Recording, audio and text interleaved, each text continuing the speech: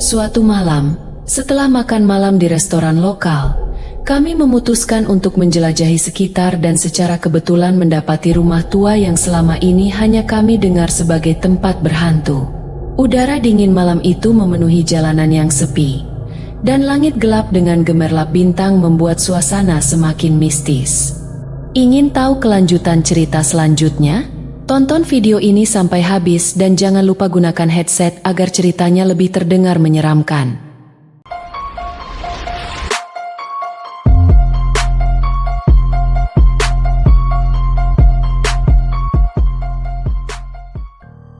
Jeritan Hantu Hijau.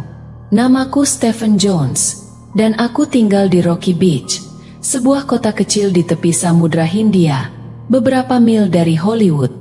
Bersama kedua sahabatku, Bob William dan Pete Crenshaw, kami mendirikan biro penyelidik yang dikenal sebagai trio detektif. Kami menghabiskan waktu luang untuk menyelidiki kejadian-kejadian misterius di sekitar Rocky Beach. Markas besar kami adalah sebuah trailer tua yang tidak bisa dijual oleh pamanku, yang kini penuh dengan peralatan penyelidikan. Jeritan Hantu Hijau. Suatu hari, kami mendengar tentang sebuah rumah tua di daerah Green Estate yang katanya berhantu. Bob dan Pete memutuskan untuk menyelidikinya lebih lanjut. Kami berdiri di depan rumah tua yang sudah lama tidak dihuni. Rumput liar tumbuh di mana-mana, dan satu sisi rumah sudah runtuh. Bob sedang merekam suaranya dengan tape recorder kecil yang tergantung di lehernya. Banyak orang beranggapan bahwa rumah ini berhantu. Pete, sayang sekali kita tidak teringat ketika Alfred Riddle waktu itu mencari-cari rumah hantu untuk filmnya, kata Bob. Ya, kurasa Emer Riddle akan senang dengan rumah ini, jawab Pete sambil merasakan kegelisahan yang semakin mendalam. Terus terang saja, makin lama aku berdiri di sini, semakin gelisah perasaanku. Bagaimana jika kita pergi saja sekarang? Tepat saat itu terdengar jeritan melengking tinggi dari dalam rumah kosong itu. Bulu kuduk kami berdiri mendengar jeritan yang lebih mirip suara binatang daripada manusia. Kau dengar itu? Kata Pete. Tunggu apa lagi kita di sini? Ayo cepat lari. Tunggu, kata Bob, tetap berdiri di tempat meskipun kakinya sudah ingin melarikan diri. Akan kusetel tape recorder ini lebih keras lagi, karena siapa tahu nanti ada bunyi lain. Stephen pasti akan berbuat begitu. Pete ragu-ragu, tetapi akhirnya setuju. Bob memutar tombol rekaman dan mengarahkan mikrofon ke rumah kosong di depan mereka. Terdengar lagi jeritan yang lebih menyeramkan dari sebelumnya. Kita harus pergi, desak Pete. Sudah cukup banyak yang kita dengar. Kali ini Bob sependapat. Dengan cepat, kami berpaling dan berlari menuju tempat sepeda kami ditaruh. Pete yang gesit seperti kijang, sementara Bob, yang dulu sempat menggunakan penopang karena cedera, kini bisa berlari lebih cepat setelah berlatih keras. Namun, sebelum kami bisa lari jauh, beberapa lengan kekar menahan kami.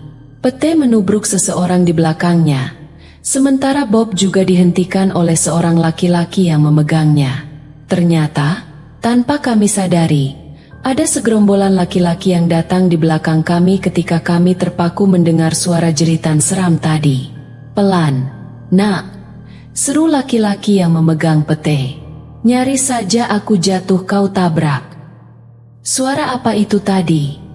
Tanya orang yang menahan Bob. Kami melihat kalian berdiri sambil mendengarkan. Kami tidak tahu, tapi kedengarannya seperti suara hantu, kata Pete. Hantu, omong kosong. Mungkin seseorang yang sedang mengalami kesulitan, balas salah satu dari mereka. Orang-orang itu berbicara campur aduk, tidak mengacuhkan kami lagi. Mereka berasal dari daerah pemukiman yang nyaman di sekeliling rumah kosong itu, yang dikenal dengan julukan Green Estate. Kita masuk saja ke dalam, kata seseorang dengan suara berat. Bob hanya bisa mengenali kumis tebalnya. Kita kesini untuk melihat bangunan tua ini sebelum diambrukkan. Mungkin jeritan itu berasal dari seseorang yang menderita cedera di dalam rumah. Saya rasa lebih baik kita memanggil polisi, kata laki-laki yang memakai jas sport kain kotak-kotak. Ia agak gugup. Tapi, mungkin ada orang cedera di sana, balas orang bersuara berat. Jika menunggu polisi datang, siapa tahu nanti ia sudah mati. Ah, mungkin itu burung hantu atau kucing yang tersesat di dalam, kata seseorang yang menuntun seekor anjing kecil. Kalau Anda memanggil polisi cuman untuk itu saja bisa malu Anda nanti. Yuk, kita periksa dulu ke dalam. Nanti kita bisa memanggil polisi kalau memang perlu. Kalian berdua, kata laki-laki itu kepada kami. Kalian pulang saja. Kalian tak ada gunanya di sini. Kami mengikuti mereka masuk ke rumah tua itu. Pintu dibuka oleh pria bertubuh besar. Dengan senter menyala, mereka mulai memeriksa kamar-kamar besar di tingkat dasar. Namun, yang mereka temukan hanya ruangan-ruangan kosong yang berdebu. Akhirnya, kami sampai di sebuah ruangan luas yang dulunya mungkin kamar duduk. Di satu ujungnya terdapat perapian yang megah, dan di seberangnya berjajar jendela besar.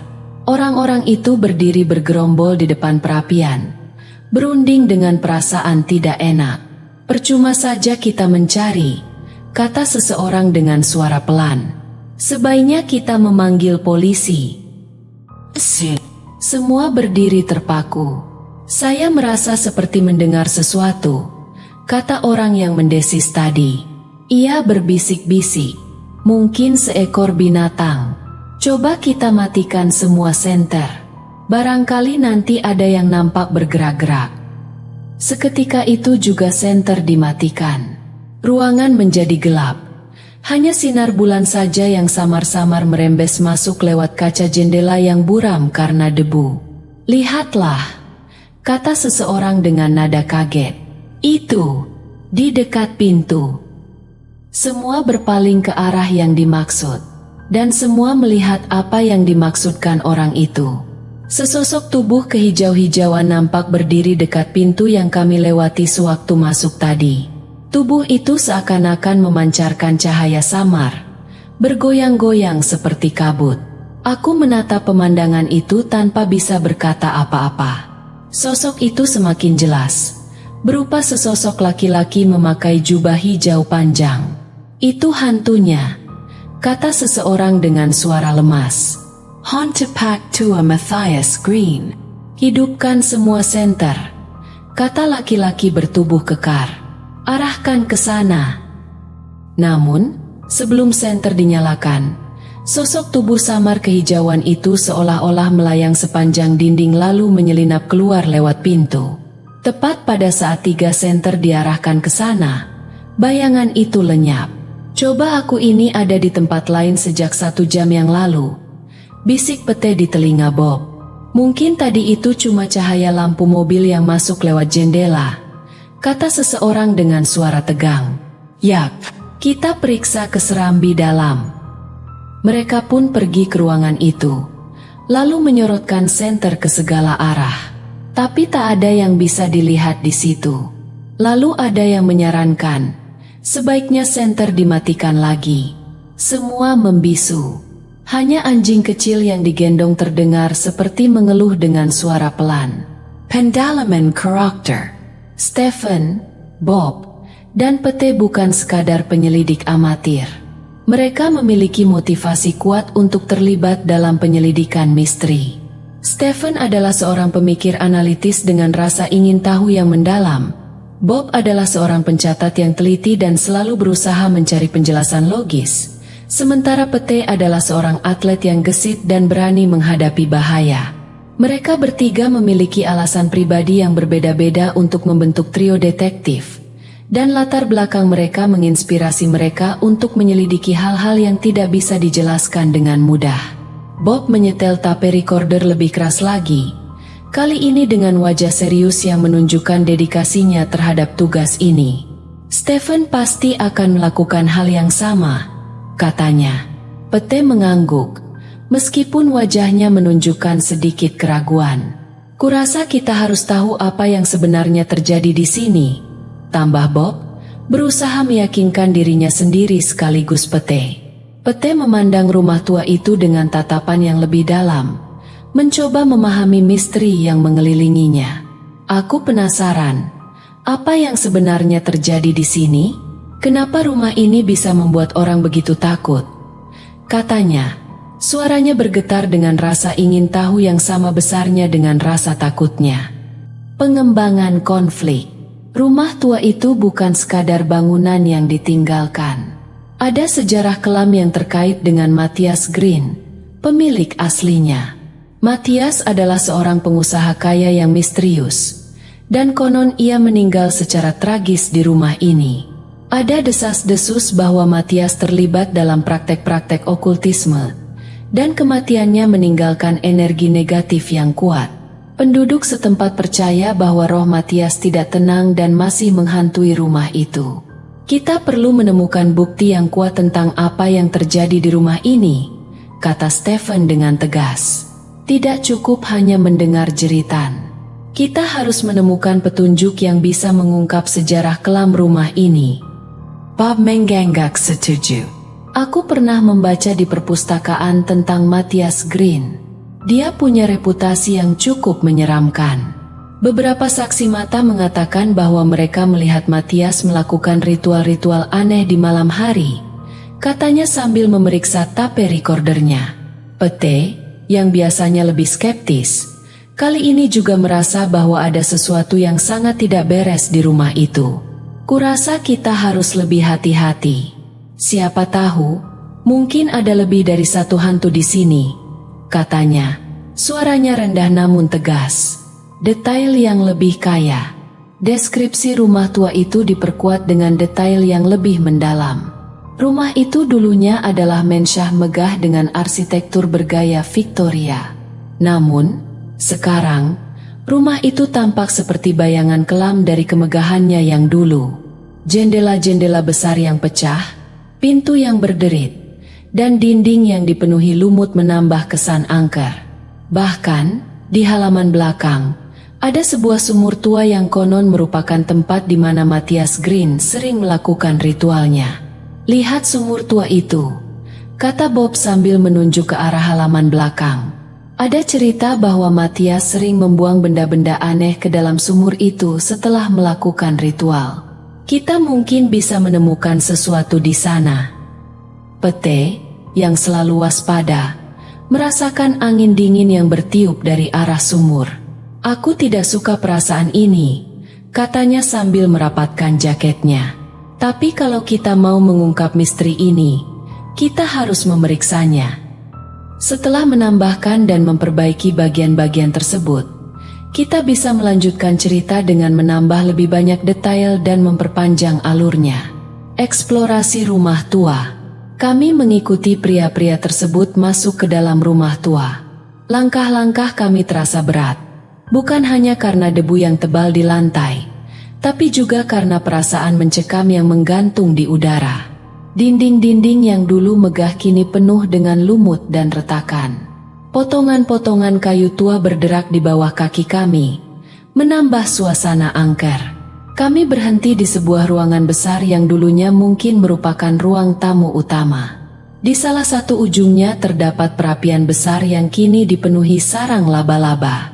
Jendela-jendela besar di seberangnya sudah buram oleh debu dan kotoran. Semua orang berdiri di depan perapian, berunding dengan perasaan tidak nyaman. Kita harus menemukan sesuatu di sini, kata Stephen sambil memeriksa setiap sudut ruangan dengan senter. Mungkin ada petunjuk yang ditinggalkan oleh Matthias. Bob menyorotkan senternya ke dinding-dinding, mencari tanda-tanda yang bisa memberikan petunjuk.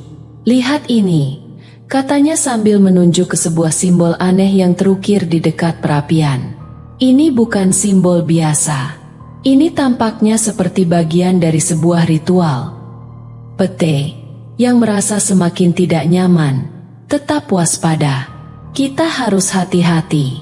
Siapa tahu, mungkin ada sesuatu yang masih bersembunyi di sini, katanya sambil merapatkan jaketnya lebih erat. Tiba-tiba, Terdengar suara langkah-langkah berat di lantai atas. Semua orang terdiam, menahan napas. Suara itu terdengar semakin mendekat, seolah-olah seseorang sedang berjalan dengan langkah lambat tapi pasti. "Apa itu?" bisik Bob dengan suara gemetar. "Kita harus memeriksanya," kata Stephen dengan suara tegas. "Ini mungkin petunjuk yang kita cari." Dengan hati-hati, kami menaiki tangga menuju lantai atas. Setiap langkah terasa seperti sebuah perjuangan, dengan perasaan takut yang semakin mendalam. Ketika kami sampai di puncak tangga, kami melihat pintu salah satu kamar sedikit terbuka. "Mari kita periksa," kata Pete sambil mempersiapkan dirinya untuk yang terburuk. Ketika kami membuka pintu itu, kami melihat sebuah ruangan yang tampaknya dulu merupakan kamar tidur utama. Namun, sekarang ruangan itu tampak seperti tempat kejadian yang mengerikan. Di dinding-dindingnya terdapat coretan-coretan aneh, dan di tengah ruangan ada sebuah lingkaran besar yang tampaknya terbuat dari garam. "Ini jelas merupakan tempat di mana Matthias melakukan ritualnya," kata Bob sambil memeriksa lingkaran garam itu. "Tapi apa yang sebenarnya dia lakukan di sini?" Stephen, yang merasa semakin penasaran, memeriksa coretan-coretan di dinding. "Ini seperti sebuah mantra atau semacamnya," katanya. "Mungkin ini bisa menjelaskan mengapa roh Matthias tidak tenang." Tiba-tiba, terdengar suara jeritan lagi. Kali ini lebih dekat dan lebih mengerikan. Kami berbalik, melihat bayangan kehijauan yang melayang di tengah ruangan.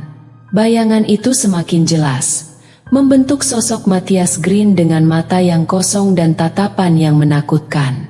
"Kita harus pergi," kata Pete dengan suara gemetar. "Ini terlalu berbahaya." Namun, sebelum kami bisa bergerak, sosok Matthias melayang mendekat, seolah-olah ingin menyampaikan sesuatu.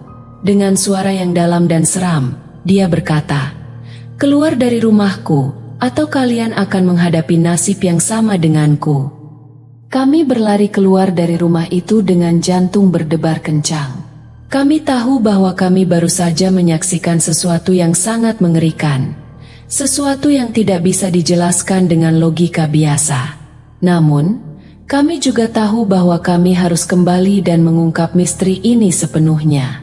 Aku masih teringat dengan jelas malam itu, ketika kami, sekelompok teman yang tidak sengaja terlibat dalam peristiwa misterius di rumah tua itu. Kami, Pete, Bob, dan saya, sedang berada di kota kecil yang sunyi ini untuk menghabiskan liburan singkat. Rumah tua itu sudah dikenal sebagai tempat yang angker di kalangan warga setempat. Tetapi kami tidak pernah menyangka akan terlibat dalam sesuatu yang lebih dari sekadar cerita-cerita. Suatu malam, setelah makan malam di restoran lokal, kami memutuskan untuk menjelajahi sekitar dan secara kebetulan mendapati rumah tua yang selama ini hanya kami dengar sebagai tempat berhantu. Udara dingin malam itu memenuhi jalanan yang sepi, dan langit gelap dengan gemerlap bintang membuat suasana semakin mistis. Kami berjalan mendekati pintu gerbang yang goyah, yang menjaga akses ke halaman rumah itu. Entah apa yang mendorong kami untuk melangkah lebih jauh. Tetapi ketika Pete melihat ke arah tangga yang membawa ke pintu masuk utama, kami melihatnya. Sosok hijau misterius yang berdiri di bawah sinar remang-remang lampu jalanan yang redup. "Di tangga, itu dia!" Pete berteriak. Suaranya menciptakan eko yang melengking di malam yang sunyi itu. Semua menoleh, dan kami semua melihat sosok tubuh itu bergerak ke arah tangga dengan gerakan yang mulus dan mengambang. Seakan-akan dia tidak berjalan, melainkan melayang seperti hantu. "Ayo, kita kejar!" seru laki-laki bertubuh kekar yang bernama Doni, teman kami yang selalu terlihat paling berani di antara kami. Tanpa ragu, Doni memimpin kami dalam lari menaiki tangga. Namun, ketika kami mencapai tingkat kedua, tidak ada seorang pun di sana. "Ada sesuatu yang tidak beres," gumam Bob, otak cerdas di antara kami yang selalu bisa menemukan solusi dalam situasi genting seperti ini. Bob mengamati lantai yang berdebu di sekitar kami. Jika dia benar-benar naik ke sini, pasti akan ada jejak kakinya di sini. Ide bagus, Bob, ujar Farid, yang selalu mengandalkan kekuatannya untuk memberikan kontribusi bagi kelompok. Kalian yang memegang senter, arahkan cahayanya ke sana, pinta Farid kepada yang lainnya. Kami segera menyalakan senter kami, dan 3 jalur sinar terang menerangi lantai. Debu tebal terlihat di sekitar kami, tetapi tidak ada jejak kaki sama sekali. Tidak ada yang naik kemari, ujar seseorang dengan nada bingung. Jika begitu, apa yang tadi kita lihat? Kita padamkan senter ini, mungkin dia akan muncul lagi, usul salah satu dari kami, mencoba mencari tahu apa yang sebenarnya terjadi. Lebih baik kita pergi saja, usul orang lain. Namun mayoritas setuju untuk mematikan senter dan menunggu dalam kegelapan. Tiba-tiba, terdengar suara mendesis dari arah kiri. Di sebelah kiri, kata seseorang dengan suara terkejut. Kami semua berbalik dengan cepat, dan di samping sebuah pintu, kami melihat sinar hijau samar yang mulai muncul. Lambat laun, sosok yang mengenakan jubah panjang berjela-jela, seperti pakaian bangsawan Cina kuno, terbentuk di hadapan kami. Jangan dikagetkan, bisik seseorang dengan suara serak. Mari kita perhatikan saja apa yang akan dilakukannya. Kami semua menahan napas, memperhatikan setiap gerakan sosok misterius itu. Dia mulai meluncur sepanjang dinding menuju ujung serambi, lalu tiba-tiba berbelok ke arah sudut ruangan dan lenyap. Kita ikuti dia, tapi jangan ribut seperti tadi, gumam Doni, menunjukkan sifat kepemimpinannya yang tenang dan berani. Mungkin dia tidak bermaksud untuk kabur. Bob mengusulkan lagi, sebelum kita melanjutkan, mari kita periksa dulu apakah ada bekas kaki di lantai ini. Kami menyalakan senter lagi, tetapi tidak ada bekas kaki yang terlihat. Sama sekali tidak ada jejak, kata Doni dengan wajah bingung. Sepertinya dia mengambang atau melayang. Yuk, kita urungkan, karena sudah terlambat, kata Farid dengan tegas. Aku akan berada di barisan depan. Kami mengikuti Doni yang memimpin kami ke ujung serambi dalam, di mana kami menemukan sebuah gang dengan 2 pintu. Namun, di ujung gang hanya ada dinding, tanpa jendela atau pintu lainnya. Kami memadamkan senter sekali lagi, dan beberapa saat kemudian, sosok hijau muncul lagi dari salah satu pintu. Dia bergerak menuju gang buntu di ujung koridor, dan ketika dia mencapai sana, sosok itu memudar perlahan dan hilang di hadapan mata kami. Chief Reynolds, kepala polisi kota kecil ini, akhirnya datang dengan anak buahnya. Namun, mereka tidak berhasil menemukan apapun yang mencurigakan di rumah itu. Sebagai petugas polisi, Chief Reynolds merasa tidak percaya bahwa 8 saksi melihat atau mendengar kejadian aneh malam itu. Tetapi, bukti-bukti misterius terus bermunculan. Beberapa waktu kemudian, tukang jaga malam melaporkan melihat sosok hijau mengerikan mengendap-endap di dekat pintu belakang gedung besar. Namun, ketika dia mendekat, sosok itu tiba-tiba menghilang. Laporan lain menyusul, termasuk seorang wanita yang terbangun karena suara menggeram misterius di luar rumahnya, dan 2 pengemudi truk yang melaporkan melihat sosok misterius di dekat truk mereka di restoran. Laporan terakhir yang masuk melalui radio polisi mengatakan bahwa 2 petugas yang sedang berpatroli melihat sosok mencurigakan di pemakaman Green Hills. Chief Reynolds segera bergegas ke sana, memasuki gerbang besi yang besar, dan dia terpaku di tempat. Sosok hijau itu bersandar pada sebuah monumen tinggi berwarna putih. Ketika Chief Reynolds mendekatinya, sosok itu tiba-tiba lenyap ke dalam tanah. Chief Reynolds menyorotkan senter ke arah monumen tersebut, menatap tugu makam Matthias Green, sosok tua yang meninggal dunia 50 tahun lalu di dalam gedung tua yang dikatakan angker oleh banyak orang. Terima kasih telah menonton. Like and subscribe dan tekan lonceng notifikasi. Siapkan diri kalian untuk kisah yang lebih gelap dan menyeramkan di episode berikutnya. Sampai jumpa di kegelapan.